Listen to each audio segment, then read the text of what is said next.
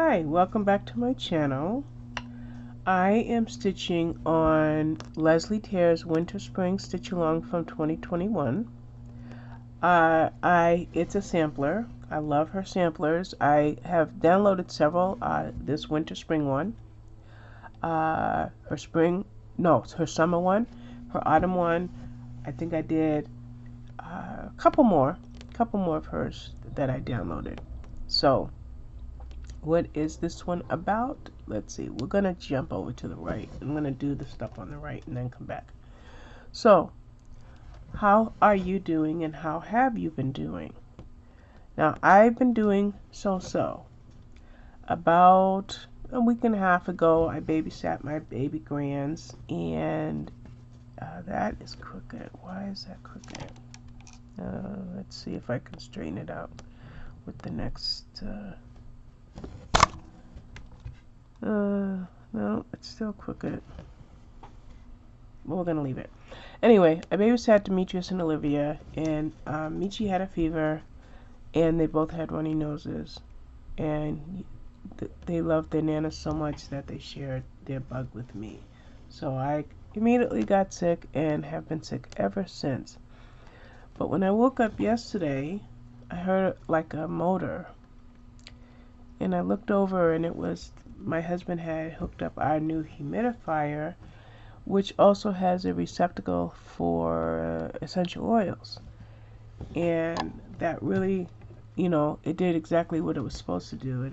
It took the dryness out of the air, and boom, all that coughing.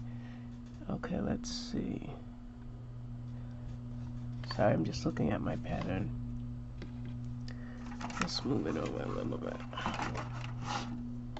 Just trying to see. Okay. Hopefully you can see and I can see at the same time. So all that dryness that had been in the air all that time is now gone, thanks to this beautiful humidifier, which we should have been using all along.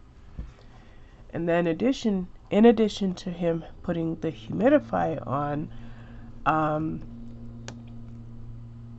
back in January, when I had the flu, which I went to urgent care because I thought it might have been COVID.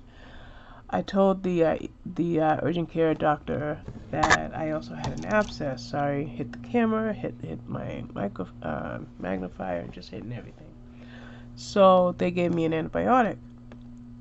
But I didn't finish the antibiotic treatment because I ended up going into the hospital for something else, and I just continued an antibiotic treatment in the hospital. So while I was dealing with this bug that I had, I developed a really bad cough. And anytime I cough like that, anytime in my life, it's always pneumonia. Hands down, it's pneumonia. X-rays and everything. Well, this time I didn't go to urgent care. Because my husband has a lot of homeopathic things that I had been taking. And then I developed another small abscess, so I started taking the antibiotics that I had back in January. And so between the antibiotics and the humidifier, my coughing all but stopped. And I'm talking about couldn't take a deep breath, couldn't finish a sentence type cough. So I feel, in some ways I feel a lot better. I took 2 home COVID tests and both of them came up negative. But I do have a sore throat and a double earache still, so I'm not quite on the mend, but I'm getting there. I am getting there, so I'm really happy about that. So what have I been up to while I've been recovering? Well, I have gotten my reading mojo back, so I have read countless books in the last few days. I think like 8 or 9 in the last 2 or 3 days. And so there's a lot of videos that I need to make. Oh, a lot of videos, because that's my goal, is to make a video for every book I read. So I have to hop to it on that. But one thing I'm doing that's my goal because I'd like to set reading goals. Not only do I do reading challenges, but I do reading goals, personal goals. And so my newest goal is to have all of my May blog tour books read by May 8th or May 10th. I think May 8th is my goal, not May 10th, May 8th. That's the personal goal. So because I'm working on that, like right now the book I'm reading comes out on May 16th. So I'm working on setting that goal into motion, and so all of these books that I have read, a lot of the videos that I have not yet made are for books that aren't even out yet. So I've got some leeway in there, if I can use that term. Excuse me. So that's exciting. That sorry, I'm just looking at my pattern because I am backstitching and I don't want to mess this up. So anyway, so I'm happy that I'm reading again, ecstatic that I'm reading again, and like I said, I created a goal to read all my May books by May 8th, and not all my May books, but all my May blog tour titles, because there's a lot of May releases that I will not get to by May 8th, but my blog tour titles. So I plan on making all of these videos and writing all of these blog tours and using the schedule feature on my blog and the schedule feature for my channel and being ahead of schedule. That's my goal. I like to set little goals for myself. Okay. Sorry, I'm just reading my pattern. Okay. So, alright. Sorry. I don't usually read a pattern. I use Pattern Keeper, but Pattern Keeper doesn't mark your backstitching, so I gotta do this carefully. So let's see. What have I been reading? I've been reading some good books, actually. Some mystery thrillers from Bookouture. Let's see. Let's go to my spreadsheet. I'm sorry, I'm just going to my spreadsheet. So I've been reading some mystery thrillers, which are really good, and I pulled up the wrong spreadsheet. There we go.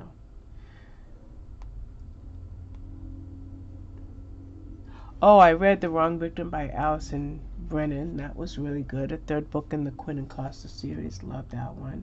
I read A Body on the Beach by Dee McDonald. Dee McDonald's my hero because she started writing after the age of 60 or 70. She's the second author that I'm reading that didn't start their writing career until the age that I am now. So I read Body on the Beach by her. That was a good one. I haven't written a review yet. That book's not out yet anyway. Then I read Just the Two of Us by Joe Wildy, which I guess is a re-release. And no, it's not a re-release. I'll tell you about the re-release later. Just the Two of Us by Joe Wildy actually is... Give me a second. I want to see something here. I feel like this is a re-release, but as I'm about to... Okay. As I'm about to tell you about the book, I'm just a little confused.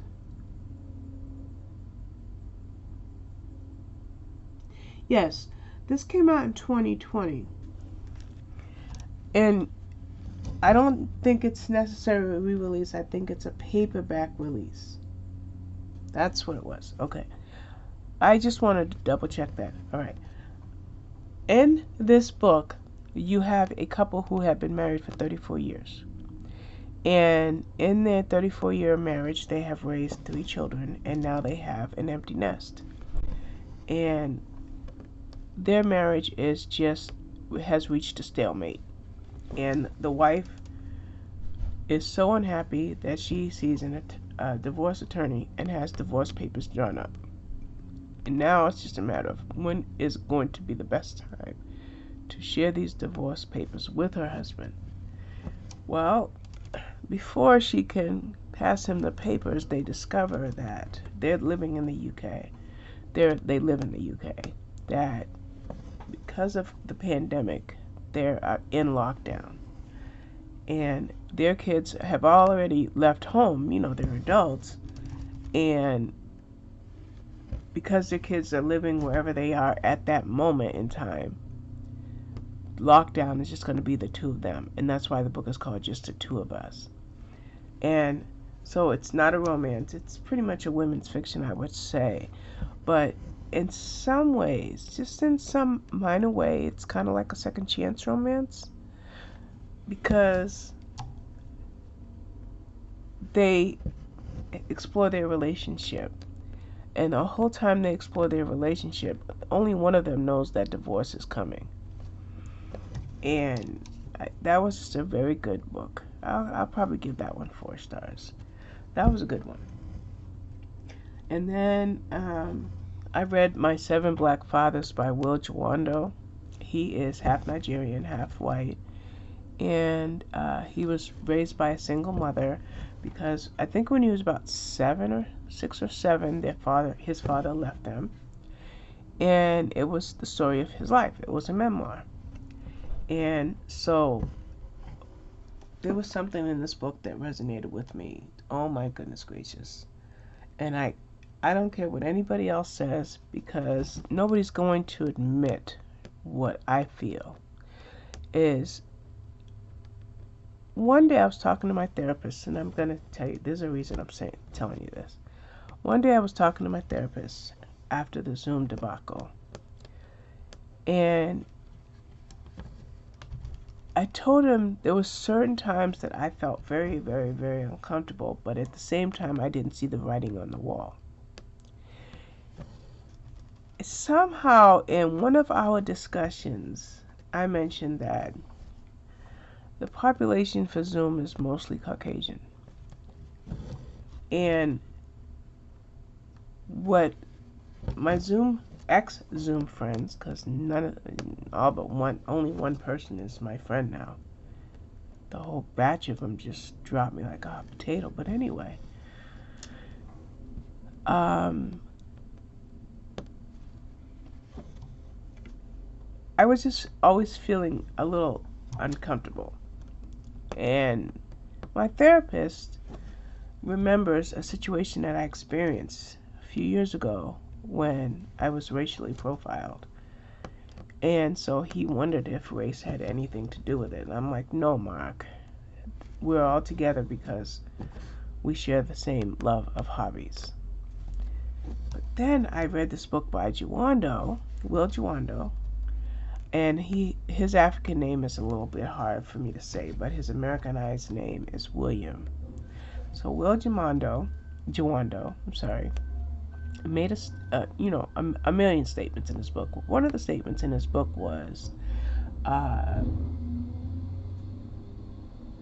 my enthusiasm, eagerness, and a desire to be acknowledged for something positive.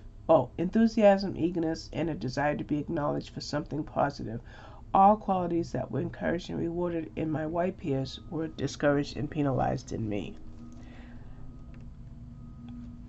I just felt like that capsulized my personal experience with this group of people. Is I wasn't allowed to be good at what I was doing. And it wasn't so much that I wasn't allowed to be good at what I was doing. Of course that's not the case. And I am not brushing that whole crowd with the same brush. I'm not painting that whole crowd with the same brush. I am not doing that. But what made me think about that statement by Jawando is my excellence is a turnoff for people. See, I have a type A personality. I am a go-getter and I am a fast learner, and I get excited about things. And that excitement, I'm just trying to read my pattern, that I had was reflected in those words that Jawando used. Enthusiasm, eagerness, and a desire to be acknowledged. And in retrospect, it's been, 3 months, 4 months since that happened? I have to ask myself, was my eagerness, was my enthusiasm, was my desire to be acknowledged too much? Well, definitely it was. But there was something else that Jawando said, and I want to see. I think I may have made a note of it. Let me go to my blogger. There's one other thing. Whoops. BLOG. My 7 Black Fathers. There's another thing that Jawando said. No, I didn't write it down. But what I was looking for was what he experienced in his life was, I don't like the way that stitch looks. Let's pull this one out and see this there. This is like a 10 stitch, so I struggle with that. So back stitching on a stitch that a half stitch is hard for me. Anyway, so Jawando was saying that his excellence, and I may just have to reopen the. I'm going to open the book and find that quote. But his excellence was snubbed. He was not allowed to be good at what he was doing. And I don't know. I'm just exercising my thought process here. I'm just wondering. Yeah. Sorry, I'm just looking at my pattern. Just wondering if my enthusiasm and my eagerness, it caused me to miss signs. Then I was reading a book just yesterday, and in the book, the character said that she felt responsible for how other people feel, and our character is Nikki Hunt in the in the Nikki Hunt series by Stacey Green, and no, we're not literally responsible as to other people's feelings and emotions, but we do have a responsibility to not offend anybody, to not make anybody feel uncomfortable, and things of that nature. So that's kind of what I took out of the Nikki Hunt books. Is my enthusiasm, my excitement. You know, some people took it as manic, but I'm really not a manic. I don't really have mania. I have depression, but I don't have true mania. I have excitability, and I wish that I could go back and fix the mistakes that I made, but I can't. So all I can do is move on. Get over it. It's over. And the thing is, I don't even think about it all that much. I just sometimes will read something in a book, and be it good or bad, sometimes you get triggered. At least I do. Good or bad, I get triggered. And I just want my future relationships that I have to be productive and inspirational and positive. Okay. Oh, I pulled the needle out, but I don't have to undo that. Okay. I made a mistake, but fortunately, I'm going to flip this over. Fortunately, I don't have to frog that mistake. I can work with that mistake. So let's thread this. I pulled this out because I thought I was about to frog, but I can fix that. So when I read books, yes, they're for enjoyment's sake, but I feel like I am in a constant state of learning, a constant state of edification, a constant state of trying to be better and do better. So I enjoyed Jawando's book. I can't wait to make my video on it, and I'll also talk about it in my Monday wrap-up, and you'll hear me talk about Jawando's book at least a couple more times. So that was good. Another book I'm reading on a fun note is Indoor Cat, and it's how to keep your indoor cats healthy. And it talks about the difference between indoor and outdoor cats with regard to their health and their longevity. Is that yeah? I'm sorry, I'm just looking at the pattern. So that's kind of fun. I like that. I like that book. And then I read those Stacy Green books, the 2 books about the Nikki Hunt series, The Girl in the Ground and the Trap ones. And she's a FBI agent, and they're about 2 cases, 2 books, 2 cases. So that's one of the things that I'm doing. Another thing I think I may have mentioned is I set a reading goal. I don't know if I mentioned it already, but I have a reading goal to have all my blog tour books done by May 8th. And for May, that is, read all of my May blog tours by May 8th and have all of that content done, videos and blog posts done by May 8th. That's my newest challenge. I always challenge myself. And so a couple weeks ago I had a challenge, and I said I was going to think of another challenge, and it took a minute, but I did think of another challenge, so I'm excited about that challenge. And I don't know, I think that's about it. I'm just I'm happy. I really am happy. I've accepted my lot in life.